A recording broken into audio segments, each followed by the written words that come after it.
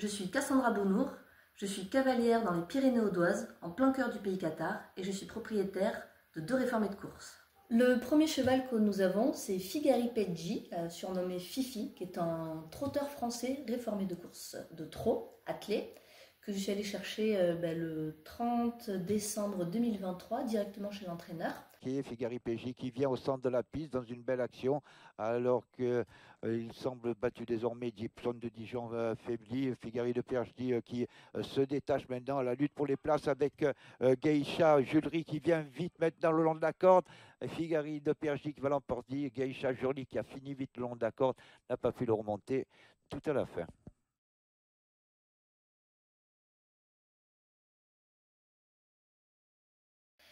Il a actuellement 9 ans et il vit à la maison. Il fait une belle retraite en troupeau, en vie de famille. Il a découvert un petit peu le saut d'obstacle à la maison, sur des petites barres. On lui a fait découvrir le trek, un petit peu l'équitation de travail dans quelques clubs en compétition.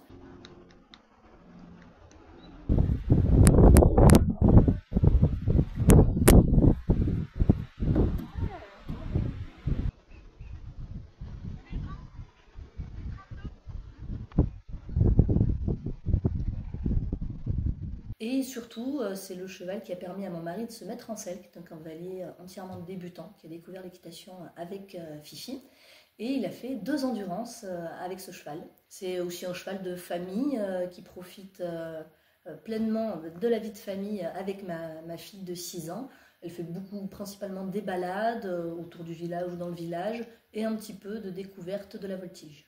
Le second cheval dont je vais vous parler, c'est Diable d'Aîné, dit Didi, un pur sang anglais de 6 ans. Nous vendons à 20 000 € le fils de Gris, à 33 000 € le marteau se lève. Que je suis allée chercher le 7 avril 2023 aux écuries de seconde chance en Caire, suite à une tendinite qu'il a eue à l'issue de 3e steeplechase qu'il avait effectué à l'hippodrome de Pau. Le Lascar avec ensuite Style Lanzac, un saut un peu vrillé de Diable d'Aîné. Toujours le 5 Diable d'Aîné, librement dans le dernier tournant avec 5-6 longueurs d'avance. Quand on l'a descendu, il venait déjà d'effectuer 2 mois d'immobilisation en boxe.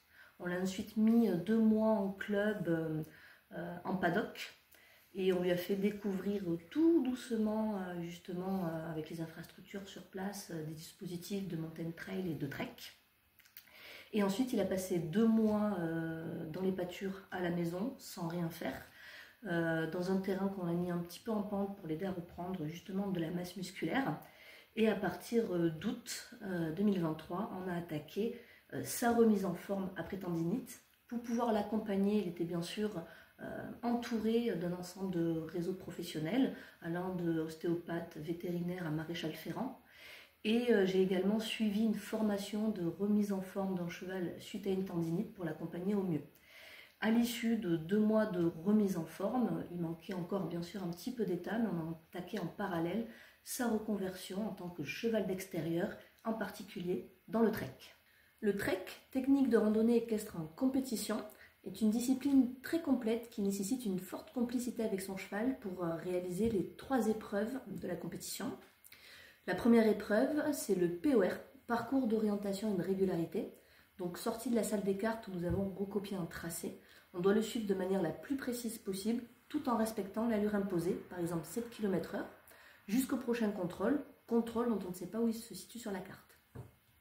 Il y a ensuite la maîtrise des allures, la M1, qui consiste à réaliser dans un couloir, sans tomber dans le trot, le galop le plus lent et le pas le plus rapide. Et on termine avec le PTV, parcours en terrain varié, qui est un petit mixte avec des agrès de cross et également des dispositifs typiques trek, comme l'ouverture de barrières.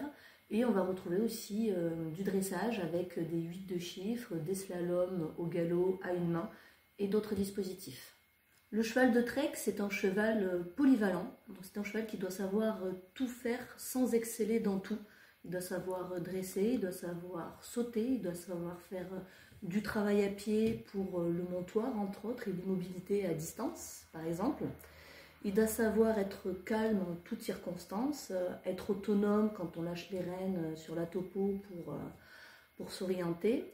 Donc c'est vraiment une équitation bien particulière, mais c'est une vraie équitation avec une forte complicité, même si je me répète dans cet emploi du terme, et qui nécessite une forte connexion avec un cheval, voilà, un cheval très stable, très calme, loin de ce qu'on a l'habitude de voir dans les disciplines olympiques. Les chevaux vivent en extérieur et en troupeau, dans des pâturages dont on va les faire tourner pour qu'ils soient au maximum à l'herbe et pas dans la gadoue. Ils disposent sur l'ensemble des terrains des abris naturels et ou artificiels, et soit on leur apporte de l'eau, soit ils ont directement accès à un ruisseau. Au niveau alimentaire, les chevaux sont principalement à l'herbe et au foin à volonté. Le foin, c'est du foin de montagne, des pâturages dans lesquels ils vivent aux alentours, ou des pâturages de proximité, enfin, qui sont du secteur où il y a de l'ovin, du bovin ou des ânes, qui est amené par l'agriculteur du village. Le foin est un foin plus riche que ce qu'on a tendance à retrouver en club, parce qu'il y a de la luzerne et du trèfle. Et ensuite, ils ont chacun leur ration pour respecter leurs besoins bien spécifiques, avec les compléments minéraux, vitamine E, huile de lin, qui vont être mis dans principalement de la pulpe de betterave, pour justement les aider à sortir de ces ulcères à l'issue des courses. C'était surtout Fifi, donc on limite les céréales, et ils sont surtout à la pulpe de betterave avec les compléments nécessaires en fonction des besoins de chacun. Au niveau du suivi de santé, ils sont suivis par la clinique vétérinaire du plateau de Sceaux. En maréchalerie, ils bénéficient d'un excellent maréchal qui leur a fait faire une transition aux pieds nus. Bien sûr, en fonction de l'activité et du terrain, il va y avoir les hipposandales qui vont être mises dessus. Et il sera, donc, pour Didi en tout cas, ferré uniquement pour le raid du centaure qui est bien spécifique. Sinon, le reste de l'année, ils vivent pieds nus.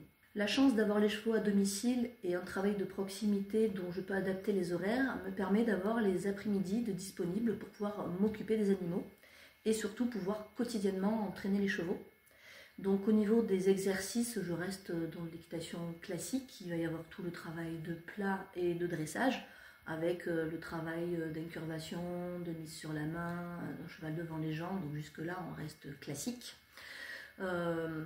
L'avantage c'est que les agriculteurs du coin me prêtent la plupart des champs.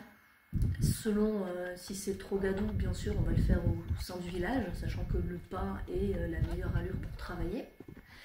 Et ensuite j'ai tout le nécessaire pour travailler aussi l'obstacle, les barres au sol, les lignes de mécanisation, des profils un petit peu typés cross, comme des triangles ou des pointes. Et je vais avoir aussi le matériel nécessaire pour justement entraîner les chevaux au trek. Au niveau du cardio, et bien sûr, il y a aussi des entraînements de trotting et de galloping. Donc là, c'est pareil avec l'ensemble de tous les environs que nous avons, on a largement de quoi aller galoper. Ma piste préférée, c'est celle qui va de Villefort jusqu'à Chalabre, à côté du ruisseau. Là, on a de quoi galoper non-stop pendant de bonnes minutes jusqu'à Chalabre. Et bien sûr, ça dépend aussi de la météo. Et sinon, il y a aussi également à proximité un sentier forestier qui a été enroché, ensablé. Bon, ça monte énormément, mais bon, pour le coup, on a droit à une magnifique piste de galop. Bien sûr, l'essentiel, ça reste l'équitation d'extérieur. Donc, on dispose autour d'énormément de pâtures, de prés, de collines, de montagnes et de forêts dans lesquelles explorer et se promener, se balader. Donc, il y a d'excellents moments à passer avec eux dans nos belles Pyrénées audoises. Très tôt, j'ai sorti Didi en concours pour bénéficier de dispositifs que nous n'avons pas forcément à la maison et qui puissent emmagasiner le maximum d'expérience possible jeune pour avoir un cheval calme en toutes circonstances. Il s'est avéré que c'est un excellent cheval de trek. On a commencé notre premier concours le 1er octobre 2023 en club 1 équipe, où nous terminons 6e. Le PTV en soi s'est bien déroulé, l'AMA était parfaite. Du coup, mi-octobre, nous avons enchaîné un spécial PTV en club élite où nous terminons 3e. Et fin octobre, on fait notre première club 1 individuelle où nous terminons 1er sur le podium. À la suite de ce trek spécial Halloween qui a dévoilé les capacités de Didi en trek, nous avons fait une première club élite en équipe sur le courant novembre où nous terminons à la 2e place avec l'équipe. Et à l'issue, on a participé uniquement à des clubs élites individuels. Bien sûr, il y a encore beaucoup de points à travailler, à perfectionner, et on doit gagner, moi comme Didi, encore beaucoup d'expérience pour évoluer dans cette discipline. Cependant, sur une première année de concours, on a quand même un beau palmarès. Sur le courant de mars, on participe à 2 grosses épreuves internationales. Déjà, on a commencé avec le Raid du Centaure, qui cette année s'était déroulé en Espagne. Nous nous étions inscrits en binôme, en duo. Et malheureusement, notre binôme a été éliminé au bout de 30 km. Mais nous avons eu l'autorisation de poursuivre seuls. Donc nous avons terminé cette épreuve très difficile seuls. Donc on termine premier en open et avec les points que nous avions eus, si nous avons continué en binôme, nous aurions été 8e sur 13 sur les duos face aux meilleurs cavaliers internationaux. Fin mars, nous participons à la première étape de la Coupe d'Europe. On n'a pas forcément brillé, mais on a quand même emmagasiné beaucoup d'expérience face aux meilleurs cavaliers du monde. Et puis on a vraiment découvert cette ambiance, même à haut niveau, qui reste une très bonne ambiance dans cette discipline. On termine la saison avec le championnat départemental du Gard, qui est un des plus gros départements qui développe cette discipline. On termine à la 2e place. Et ensuite, on termine aussi médaille de bronze de la finale Occitanie.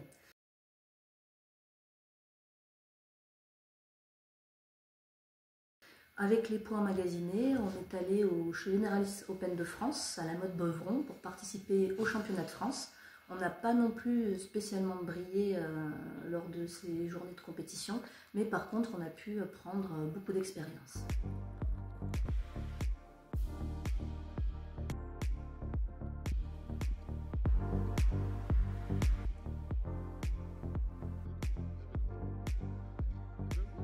Nous participons aussi au maximum possible à la vie de l'équitation d'extérieur et du cheval de randonnée au sein des événements locaux.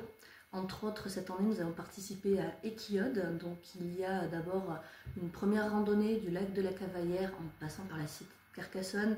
Ensuite, on fait un défilé au centre-ville jusqu'à l'hippodrome. Quand on parle, on nous entend chanter de l'Atlantique jusqu'à la Méditerranée. Mon accent est ce qu'il est, voilà qui est dit. Vous avez compris qu'il arrivait du midi. Non, c'est pas non plus celui des Marseillais. Il nous vient des montagnes des Pyrénées. C'est pas que des mots, c'est pas que des mots. C'est la mélodie qui s'envole de ta bouche. C'est pas que des mots, c'est pas que des mots. Il y a aussi ta rythmique et ta touche. Et le lendemain, pour faire vivre les clubs et les disciplines du coin, nous avons participé à un concours de longue graine. Les longues graines étant aussi un travail que nous faisons régulièrement avec nos chevaux.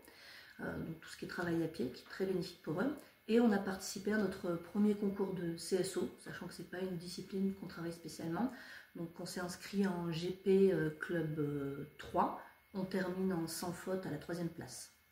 On a fait ensuite d'autres petits concours pour s'amuser. Déjà on est allé découvrir le Hunter et on en a profité pour faire une Club 2 CSO où Didi fait aussi un sans faute. On a fait ensuite dans un club à côté notre premier club 1. Bon là on a fait des barres. et ensuite on a également participé à notre premier CCE.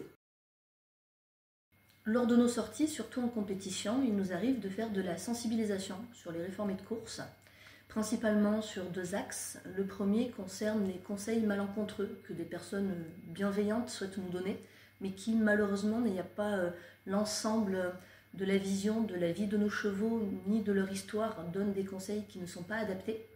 Et le deuxième point, c'est surtout les préjugés sur justement ces chevaux. J'ai dû expliquer un jour à quelqu'un que le trotteur trotte comme un trotteur ou qu'un pur sang, non, n'est pas forcément un cheval taré qui saute en l'air et que dès qu'on a le cul dessus, il part au galop à toutes zingues. Donc il peut très bien vivre en toute tranquillité. Il peut aussi effectivement faire des épreuves pieds nus. C'est pas des chevaux qui vivent dans du papier bulle et dans des box en permanence protégés. Donc ils peuvent très bien vivre en extérieur. Il faut bien sûr les accompagner, il faut rester à leur écoute et pouvoir adapter et les aider dans ces transitions-là. Mais justement, voilà, je suis très ravie à chaque fois de partager mon expérience d'expliquer à toutes ces personnes que bien, moi les chevaux ils vivent très bien, ils sont très heureux. Ma fille de 6 ans fait beaucoup de balades avec, elle monte aussi bien sur Didi que Fifi. Mon mari qui est débutant a découvert l'équitation sur un réformé de course et il n'est pas mort et il aime ça. Donc je suis toujours ravie de montrer ce qu'on peut proposer comme seconde vie à ces chevaux. Des chevaux qui sont, en tout cas je l'espère et je constate, qui sont épanouis. Pour ça, l'année dernière, j'ai réussi à montrer les qualités des réformés de course lors de 2 articles. Le premier, c'est aux écuries de seconde chance. Dans les autres apparitions médiatiques 2024, nous avons une apparition dans le journal du Généralier Open de France. Pour 2025, on va participer à nouveau au Raid du Centaure, en duo avec une autre partenaire. Et on a quelques treks de prévus et également des interventions locales, donc comme l'an dernier Equiode, mais également donc la chevauchée de la Blanquette dans le Limousin, dans l'Aude, ainsi que par exemple la chevauchée des Pères Noël qui est organisée par Haute Cheval Nature et qui permet en fait de faire vivre le tourisme équestre audois.